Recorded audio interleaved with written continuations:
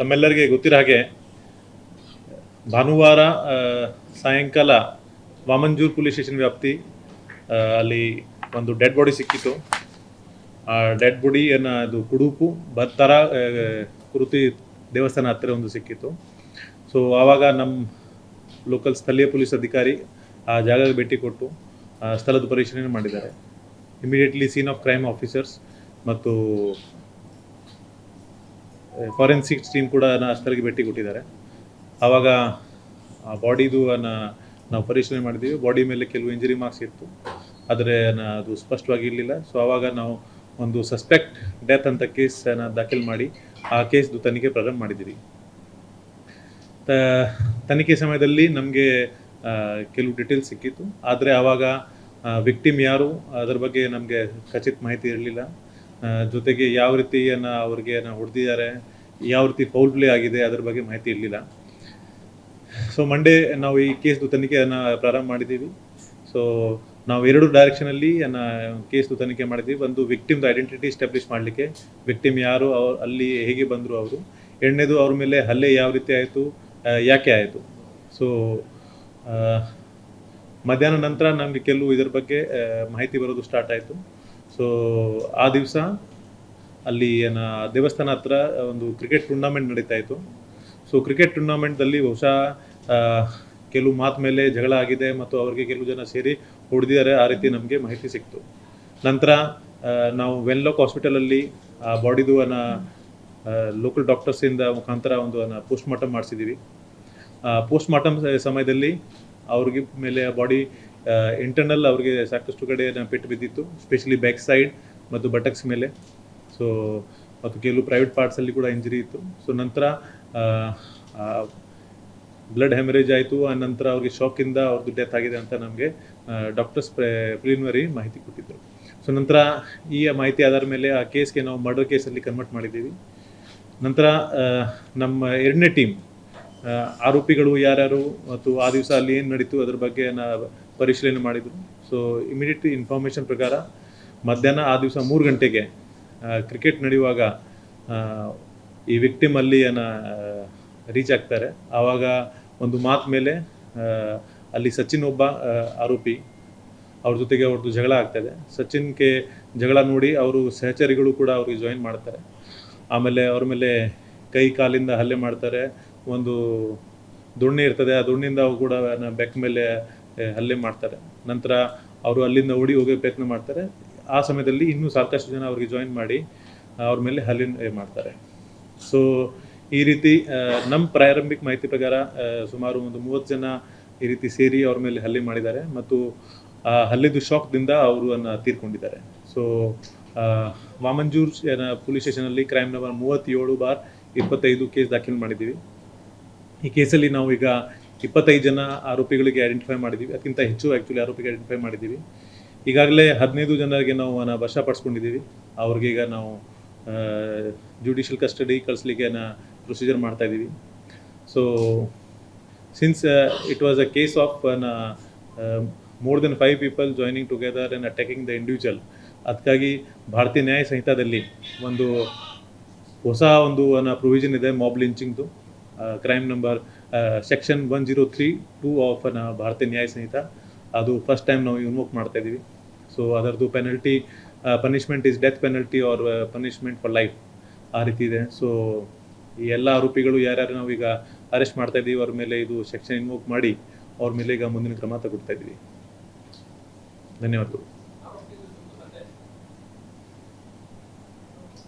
ಯಾರ್ದು victim identity ಇನ್ನೂ ಸ್ಟಾಬ್ಲಿಷ್ ಆಗಿಲ್ಲ. ನಮ್ಮ ತಂಡ ಇದರ ಮೇಲೆ ಸತತವಾಗಿ ಕೆಲಸ ಮಾಡ್ತಾ ಇದ್ದಾರೆ. ಸಾಕಷ್ಟು ಎಲ್ಲ ಕಡೆ ಅವ್ರದ್ದು ಫೋಟೋ ನಾವು ಸರ್ಕ್ಯುಲೇಟ್ ಮಾಡಿದ್ದೀವಿ. ಇನ್ನೂ ಐಡೆಂಟಿಟಿ ಸ್ಟಾಬ್ಲಿಷ್ ಆಗಿಲ್ಲ.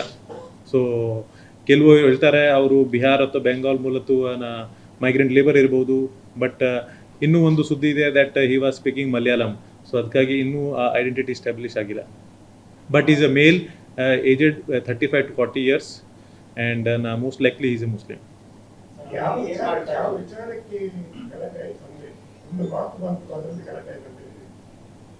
ಅದು ನಾವು ಇನ್ನೂ ಇನ್ವೆಸ್ಟಿಗೇಷನ್ ಮಾಡಬೇಕು. ಯಾಕೆಂದರೆ ಐ ವಿಟ್ನೆಸ್ಗಳಿಂದ ನಮಗೆ ಇದು ಖಚಿತ ಮಾಹಿತಿ ಸಿಗಬೇಕು.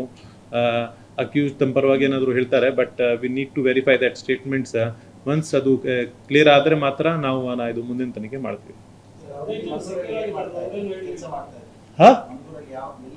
ಯಾರು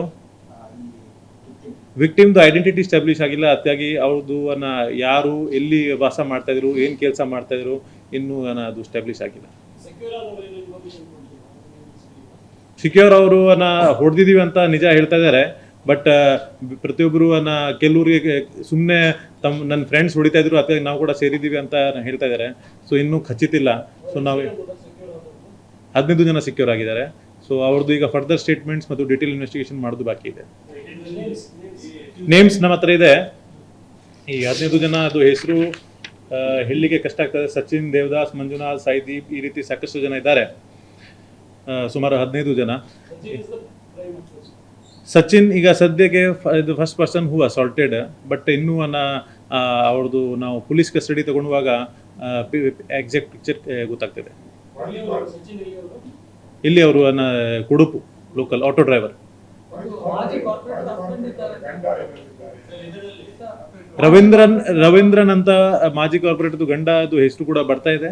ನಮ್ಮ ಇನ್ವೆಸ್ಟಿಗೇಷನ್ ನಡೀತಾ ಇದೆ ಆ್ಯಂಡ್ ಆದಷ್ಟು ಬೇಗ ನಾವು ಇದ್ರ ಬಗ್ಗೆ ನಿಮಗೆ ಅಪ್ಡೇಟ್ ಕೊಡ್ತೀವಿ.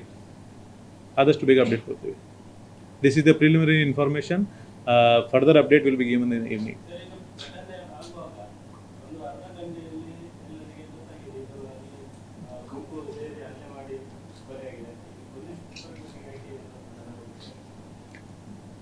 ಫಸ್ಟ್ ಇದರ ಬಗ್ಗೆ ನಮಗೆ ಕಾಂಟ್ರಾಡಿಕ್ಟರಿ ಇನ್ಫಾರ್ಮೇಷನ್ ಸಿಗ್ತಾ ಇತ್ತು ಆ್ಯಂಡ್ ಬಾಡಿ ಮೇಲೆ ಜಾಸ್ತಿ ಇಂಜರಿ ಇರಲಿಲ್ಲ, ವಿಸಿಬಲ್ ಇಂಜರೀಸ್ ಇರಲಿಲ್ಲ, ಅದಕ್ಕಾಗಿ ಸ್ವಲ್ಪ ಕನ್ಫ್ಯೂಷನ್ ಆಯಿತು.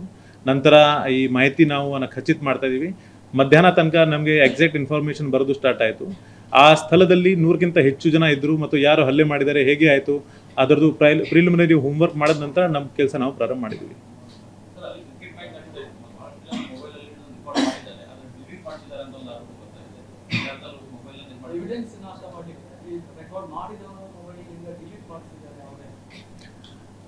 ಅವರು ನಾವು ಇನ್ವೆಸ್ಟಿಗೇಷನಲ್ಲಿ ನಾವು ಖಂಡಿತ ಇದು ಏನೇನು ಎವಿಡೆನ್ಸ್ ಇದೆ ತರ್ತೀವಿ, ರೈಟ್. ಸೊ ಆರೋಪಿಗಳು ಏನು ಮಾಡ್ತಾರೆ that is not my concern, but ನಾವು ಇನ್ವೆಸ್ಟಿಗೇಷನ್ನಲ್ಲಿ ಖಂಡಿತ ಏನೇನು ಎವಿಡೆನ್ಸ್ ಇದೆ ತರ್ತೀವಿ.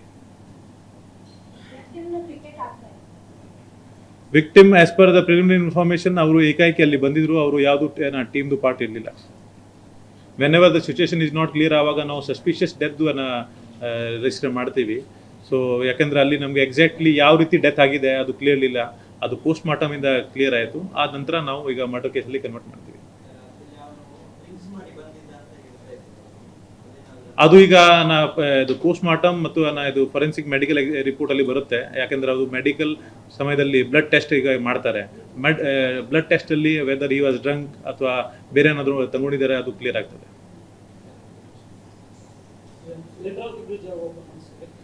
ಈಗ ಪ್ರೆಸೆಂಟ್ ಮಾರ್ನಿಂಗ್ ಇನ್ಫಾರ್ಮೇಷನ್ ಪ್ರಕಾರ 7ನೇ ತಾರೀಕು ಓಪನ್ ಆಗ್ತಾಯಿದೆ. ನಿನ್ನೆ ಬಿಯರಿಂಗ್ದು ಸಮಸ್ಯೆ ಆಯಿತು, ಅವರು ಇದು ಸರಿ ಮಾಡಿದ್ದಾರೆ.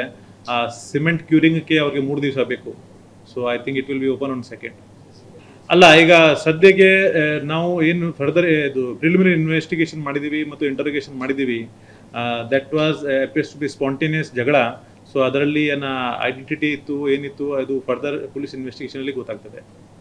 ನಮ್ಮ ಕಾರ್ಯಕ್ರಮಗಳನ್ನು ನೀವು ನೋಡ್ತಾ ಇದ್ರೆ ನಮ್ಮ ಚಾನೆಲ್ ಅನ್ನ ಸಬ್ಸ್ಕ್ರೈಬ್ ಮಾಡಿ, ಪಕ್ಕದ ಬೆಲ್ ಐಕಾನ್ ಒತ್ತಿ ನಮ್ಮನ್ನ ಬೆಂಬಲಿಸಿ. ಹಾಗೆ ನಮ್ಮ ಕಾರ್ಯಕ್ರಮಗಳನ್ನ ಲೈಕ್ ಮಾಡಿ, ಕಮೆಂಟ್ ಮಾಡಿ, ಅದನ್ನ ಬೇರೆಯವರಿಗೂ ವಾಟ್ಸ್ಆಪ್ ಮೂಲಕ ಶೇರ್ ಮಾಡಿ.